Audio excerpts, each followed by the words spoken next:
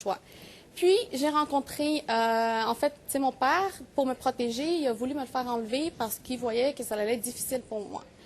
J'ai pas voulu l'enlever, mais j'ai fini par l'enlever, je l'ai reporté. Et je l'ai reporté, c'était mon désir. Rendu à l'âge de 13 ans, j'ai vraiment eu là de la difficulté parce que c'est l'âge où que la fille découvre le garçon, vouloir plaire. C'est là que j'ai voulu enlever mon voile. Et là, ma mère, elle m'a dit, on a fait une concession entre ma mère, je garde mon voile jusqu'à au moins 16-17 ans.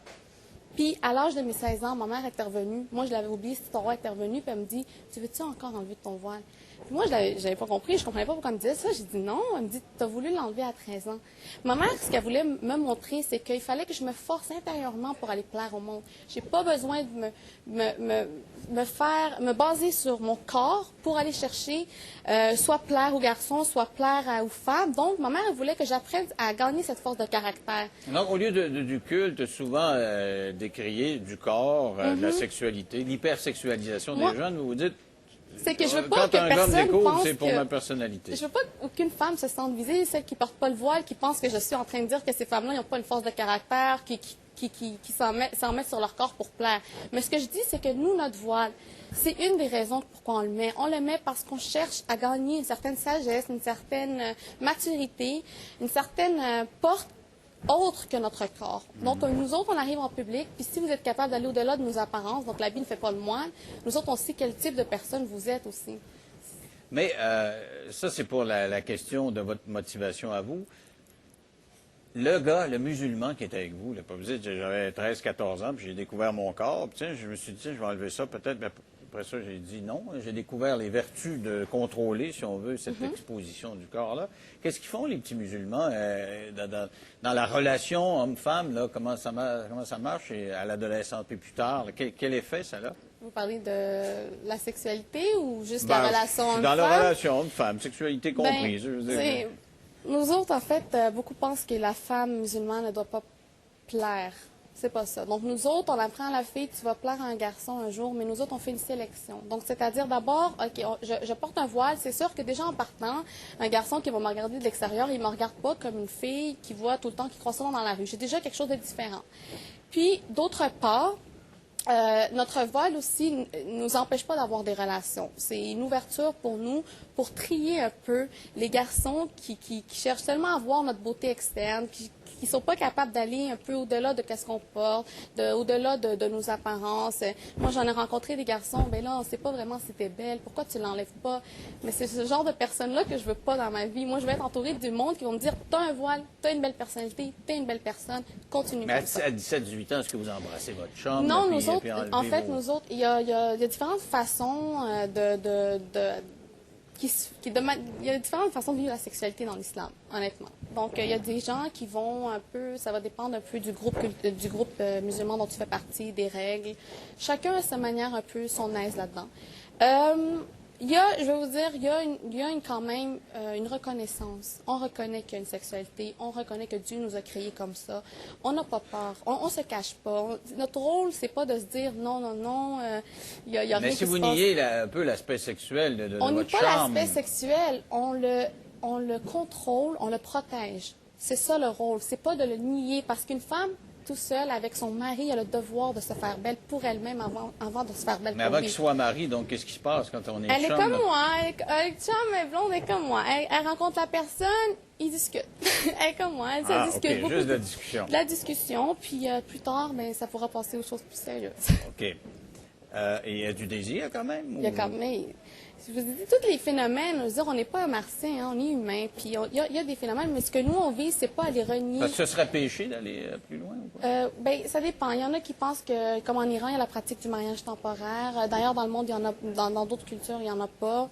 Je pourrais pas vous lancer quelque chose d'aussi général. Non, mais là, pour vous, là, je parle pour vous. Par rapport à moi, en fait, c'est pas une question de péché ou non. C'est que j'aurais pas le désir de faire avec une personne qui serait pas mon mari.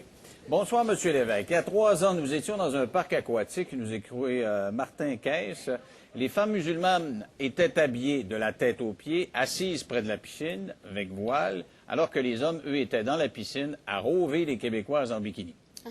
Alors donc, est-ce que les musulmans Ils disent pas, OK, on veut de nos femmes qu'elles respectent strictement un code vestimentaire, puis ils vont se rincer l'œil chez les non-musulmanes? Ou... En fait, je vais rien qu'à revenir à ce point-là pour la piscine. Je veux dire une chose à ce monsieur, c'est que le problème, c'est qu'on est au Québec et si on fait des demandes, on a déjà fait des demandes, nous, les femmes musulmanes, d'avoir des piscines privées. Ça a été accepté à un moment donné, après ça a été rejeté, donc c'est pas toujours accepté. C'est difficile de s'accommoder à ça. Par exemple, mais si on va dans nos pays arabes, on a des plages pour femmes. Il y en a 4 au Liban que je connais, c'est des plages uniquement pour femmes. Donc, on a tous nos droits, on a accès à tout ce qu'on trouve ici, on a accès à ça. Puis, et vous pensez que ce serait la société idéale? Vous êtes d'un côté les femmes puis les hommes de l'autre. Ça marchait comme ça il y a 50 ans ici, vous savez. Moi, quand je suis allé à l'école, il y avait les gars au primaire puis les filles d'un bord puis les gars de l'autre. Je veux dire, on faudrait retourner à ça? On n'est pas les filles d'un bord, les gars d'un autre. Moi, quand je marche dans la rue, je marche à côté d'un gars. Les gars, ils me côtoient, mais il y a certaines choses qui, pour préserver on parle de la beauté de la femme, on parle aussi les désirs, le contrôle de ça. Il y a certaines règles qu'on pratique. Alors, la sexualité, il faut faire attention à ça. Oui. OK. Restez là. On va se retrouver après la pause, dans 2 petites minutes, avec Elsie. Si vous avez des questions à poser, vous pouvez le faire par courriel et par téléphone. Pour nous joindre par téléphone, 514-790-5261 et sans frais le 1-866-371-5261. Par courriel, denis.lévesque@commercial-tva.ca.